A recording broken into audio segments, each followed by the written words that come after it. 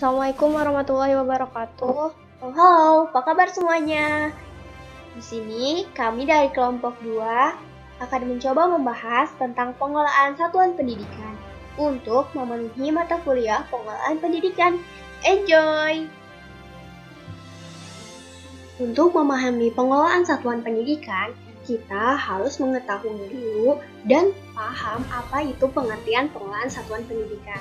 Kemudian, di pengelolaan satuan pendidikan, terdapat keterkaitan antara fungsi, prinsip, proses, serta bidang. Oke, kita beranjak ke pengertian pengelolaan satuan pendidikan. Bentar dulu. Perkenalkan, nama saya Alivia Farahelmia dengan NIM 1900377. Sebelumnya, kita harus mengetahui apa itu pengelolaan dan apa itu satuan pendidikan. Nah, pengelolaan adalah suatu proses atau cara perbuatan mengelola dengan melakukan penggerakan untuk membantu merumuskan kebijakan dan tujuan organisasi. Sedangkan satuan pendidikan adalah suatu kelompok layanan pendidikan yang menyelenggarakan pendidikan pada jalur formal, non-formal, dan informal pada setiap jenjang dan jenis pendidikan.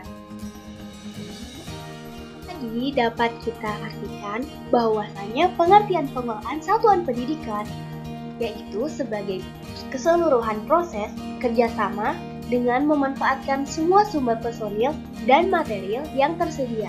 Untuk apa? Untuk mencapai tujuan pendidikan yang telah ditetapkan secara efektif dan efisien. Terima kasih. Baik, di sini saya Aldio. Saya akan menjelaskan slide kelima.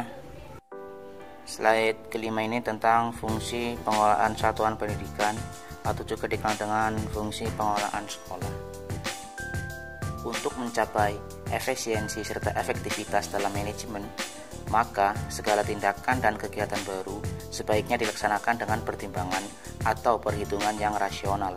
Sehubungan dengan pemikiran tersebut, maka diperlukan langkah-langkah kegiatan dengan perumusannya secara jelas dan tegas agar tidak terjadi kerancuan antara langkah yang satu dengan langkah yang lainnya.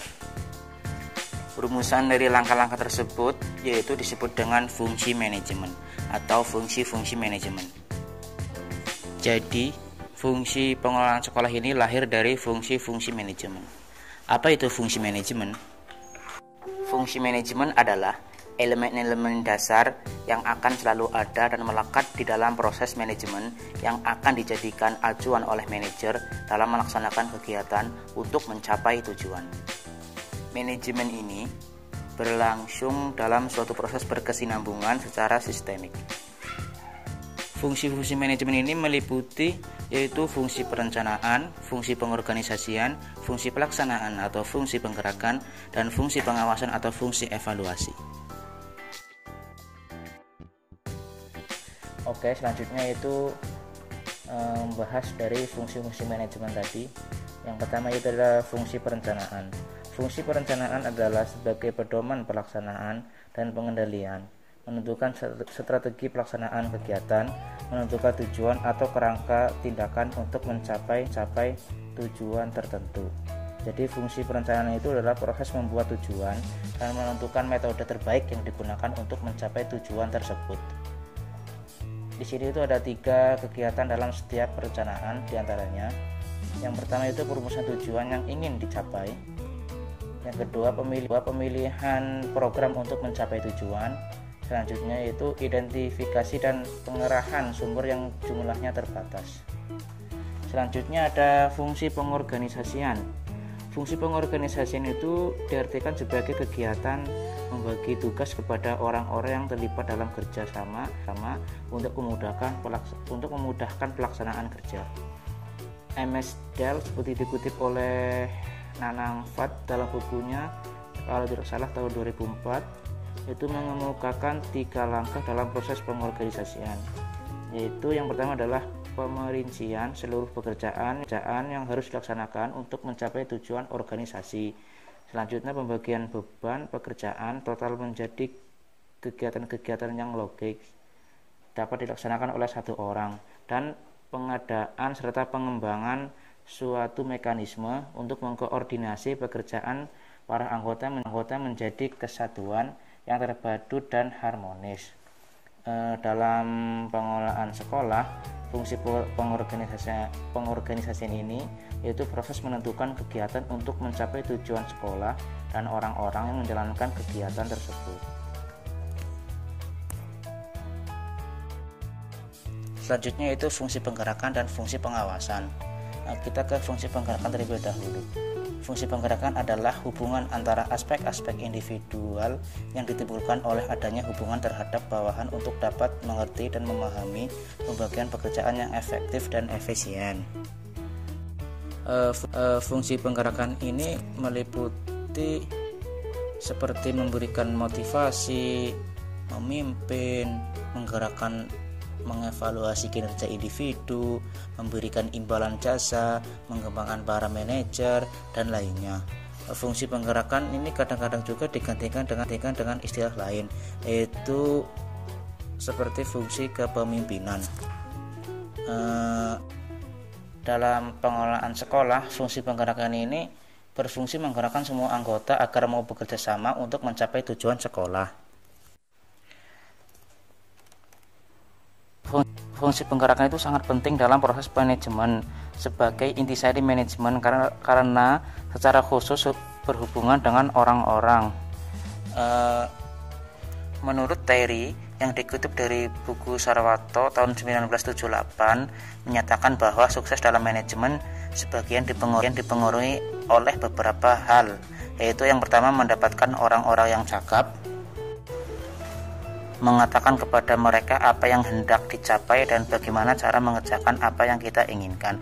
Selanjutnya memberikan otoritas kepada mereka, dan yang terakhir itu menginspirasi mereka dengan kepercayaan untuk mencapai sasaran. Selanjutnya itu fungsi pengawasan. Fungsi pengawasan yang dibuat dalam fungsi manajemen itu merupakan strategi untuk menghindari penyimpangan dari segi pendekatan rasional terhadap keberadaan input, jumlah dan kualitas bahan, staf, uang, peralatan, fasilitas, dan informasi. Demikian pula pengawasan terhadap aktivitas, penjadwalan, dan ketetapan pelaksanaan kegiatan organisasi. Sedangkan yang lain adalah pengawasan terhadap output atau standar produk yang diinginkan. Sasaran pengawasan adalah untuk menjamin hal-hal berikut. Yang pertama yaitu kebijakan dan strategi yang telah ditetapkan terselenggara sesuai dengan jiwa dan semangat kebijaksanaan dan strategi dimaksud. Selanjutnya itu anggaran yang tersedia untuk menghidupi berbagai kegiatan organisasi benar-benar dipergunakan untuk melakukan kegiatan tersebut secara efektif dan efisien.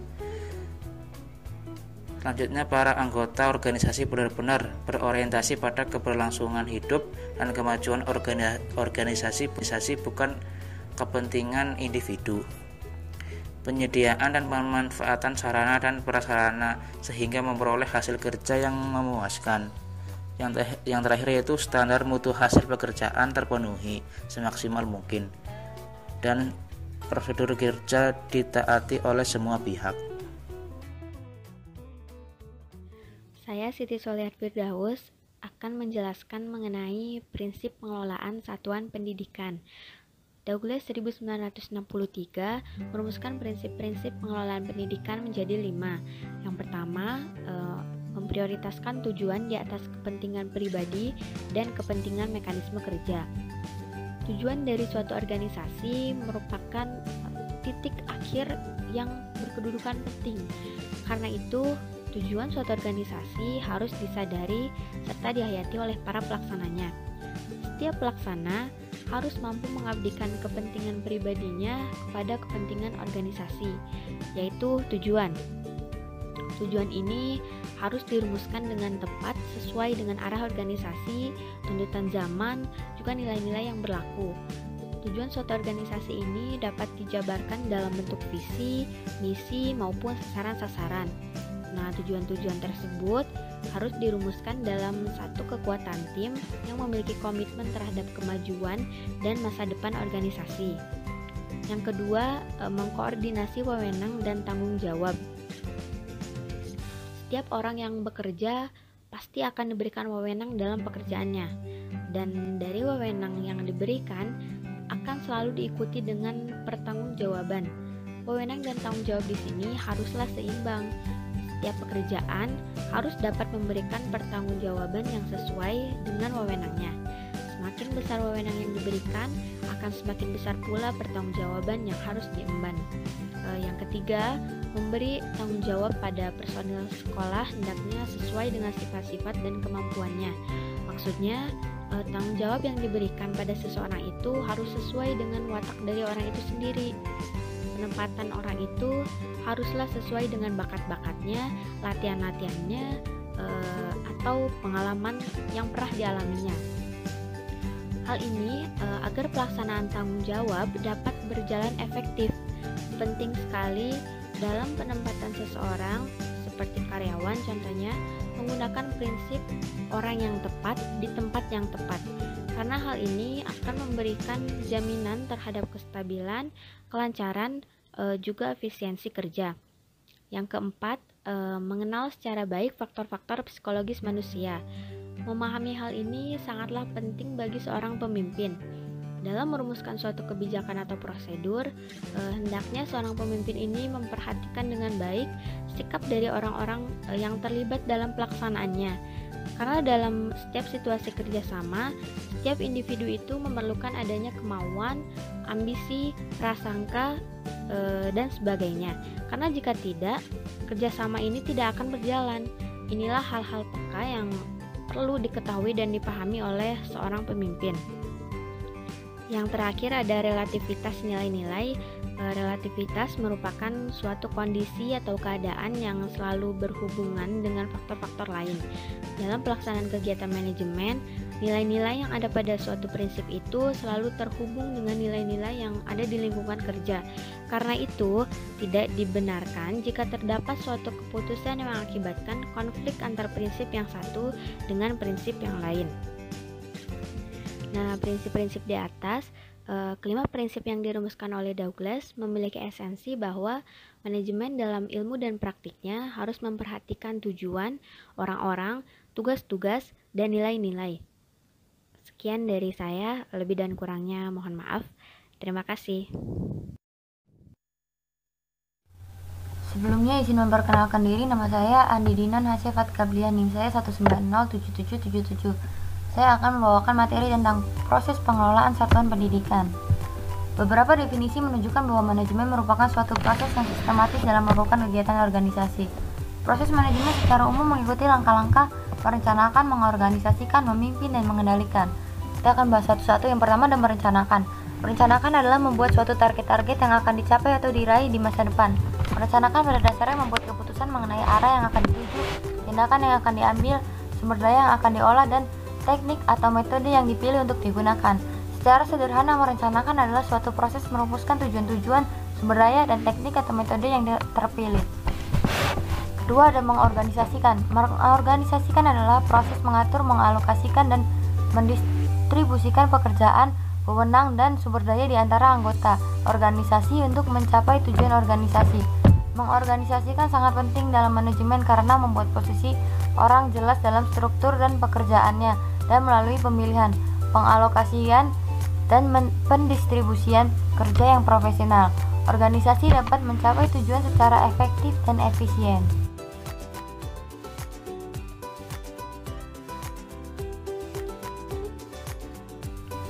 Lalu yang ketiga ada mengendalikan. Mengendalikan institusi pendidikan adalah membuat institusi berjalan sesuai dengan jalur yang telah ditetapkan dan sampai kepada tujuan secara efektif dan efisien. Perjalanan menuju tujuan dimonitor, diawasi, dan dinilai supaya tidak melenceng atau keluar jalur. Apabila hal ini terjadi, harus dilakukan upaya mengembalikan pada arah semula. Dari hasil evaluasi dapat dijadikan informasi yang harus menjamin bahwa aktivitas yang menyimpang tidak terulang lagi kembali. Yang keempat ada memimpin. Memimpin institusi pendidikan lebih menekankan pada upaya mengerahkan dan memotivasi para personil agar dapat melaksanakan tugas pokok fungsinya dengan baik. Seorang pemimpin harus memiliki sifat kepemimpinan yang dapat menjadi pengarah yang didengar ide dan pemikirannya oleh para anggota organisasi. Baik, saya Nurbaiti akan menjelaskan mengenai bidang pengelolaan satuan pendidikan. Pengelolaan kegiatan sekolah terbagi menjadi beberapa macam dan istilah yang dipergunakan menjadi bermacam juga. Ada yang menyebutnya substantive problems, ada yang menyebutnya kegiatan, dan ada pula yang menyebutnya pengelolaan. Menurut James M. Lipham dan James Aho, merumuskan menjadi 5 macam pengelolaan sekolah, yaitu instructional program, staff personnel, student personnel, financial and physical resources, school community relationship.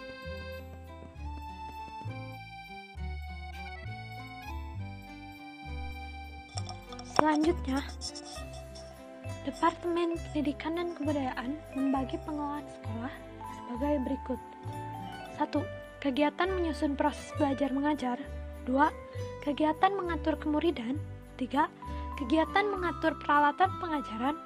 4. Kegiatan mengatur gedung dan perlengkapan. 5. Kegiatan mengatur dan keuangan. Dan 6. Kegiatan mengatur hubungan sekolah dan masyarakat. Di lain pihak, Direktorat Pendidikan Menengah Umum Depdiknas 1999 telah menerbitkan sebuah buku mengenai panduan manajemen sekolah yang di dalamnya mengutamakan bidang-bidang kegiatan manajemen pendidikan meliputi 1. Manajemen kurikulum. Manajemen kurikulum atau pengelolaan kurikulum merupakan substansi manajemen yang utama di sekolah. Prinsip dasar manajemen kurikulum ini adalah berusaha agar proses pembelajaran dapat berjalan dengan baik, dengan tolak ukur pencapaian tujuan oleh siswa dan mendorong guru untuk menyusun dan terus-menerus menyempurnakan strategi pembelajarannya. Tahapan manajemen kurikulum di sekolah dilakukan melalui 4 tahap. 1.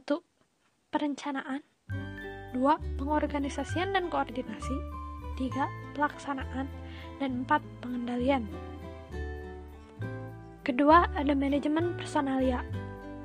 Terdapat 4 prinsip dasar manajemen personalia, yaitu dalam mengembangkan sekolah, sumber daya manusia adalah komponen paling berharga.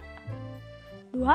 Sumber daya manusia akan berperan secara optimal jika dikelola dengan baik, sehingga mendukung tujuan institusional. 3. Kultur dan suasana organisasi di sekolah serta perilaku manajerial sekolah sangat berpengaruh terhadap pencapaian tujuan pengembangan sekolah. Dan 4. Manajemen personalia di sekolah pada prinsipnya mengupayakan agar setiap warga dapat bekerja sama dan saling mendukung untuk mencapai tujuan sekolah. Di samping faktor ketersediaan sumber daya manusia, hal yang amat penting dalam manajemen personalia adalah berkenaan penguasaan kompetensi dari para personel di sekolah. Oleh karena itu, upaya pengembangan kompetensi dari setiap personel di sekolah menjadi mutlak atau diperlukan. 3. Manajemen kesiswaan. Dalam manajemen kesiswaan terdapat 4 prinsip dasar juga, yaitu 1. Siswa harus diperlakukan sebagai subjek dan bukan objek, sehingga harus didorong untuk berperan serta dalam setiap perencanaan dan pengambilan keputusan yang terkait dengan kegiatan mereka. 2. Kondisi siswa sangat beragam, ditinjau dari kondisi fisiknya, kemampuan intelektualnya, sosial ekonominya, minat, dan lain-lainnya. Oleh karena itu, diperlukan wahana kegiatan yang beragam sehingga setiap siswa memiliki wahana untuk berkembang secara optimal. 3. Siswa hanya termotivasi belajar jika mereka menyenangi apa yang diajarkan. Dan yang terakhir, pengembangan potensi siswa tidak hanya menyangkut ranah kognitif, tapi juga ranah afektif dan psikomotorik. Yang keempat, ada manajemen keuangan. Sumber keuangan sekolah ada 2 macam, yaitu pemerintah dan non-pemerintah. Keuangan dari pemerintah yaitu dari uang rutin atau uang pembangunan. Sedangkan keuangan dari non-pemerintah yaitu dari SPP dan sumbangan dari orang tua atau masyarakat. baik yang melalui BP3 sekolah maupun yang langsung kepada kepala sekolah. Inti dari manajemen keuangan adalah pencapaian efisiensi dan efektivitas. Oleh karena itu, di samping mengupayakan ketersediaan dana yang memadai untuk kebutuhan pembangunan maupun kegiatan rutin operasional sekolah, juga perlu diperhatikan faktor akuntabilitas dan transparansi setiap penggunaan keuangan, baik yang bersumber dari pemerintah, masyarakat, ataupun sumber-sumber lainnya. Yang kelima, ada manajemen perawatan preventif sarana dan prasarana sekolah. Manajemen ini, sarana dan prasarana sekolah merupakan tindakan yang dilakukan secara periodik dan terencana untuk merawat fasilitas fisik, seperti gedung, peralatan, mebel sekolah, seperti lemari, papan tulis, meja, dan lain-lain, dengan tujuan untuk meningkatkan kinerja, memperpanjang usia pakai, menurunkan perbaikan, dan menetapkan biaya efektif perawatan sarana dan prasarana di sekolah. Dalam pelaksanaannya, dilakukan pengarahan kepada tim pelaksana, mengupayakan pemantauan bulanan ke lokasi tempat sarana dan prasarana, menyebarluaskan informasi tentang program perawatan preventif untuk sekolah dan seluruh warganya, serta membuat program lomba perawatan terhadap sarana dan fasilitas sekolah untuk memotivasi warga sekolah agar tetap menjaganya. Sekian yang bisa saya sampaikan.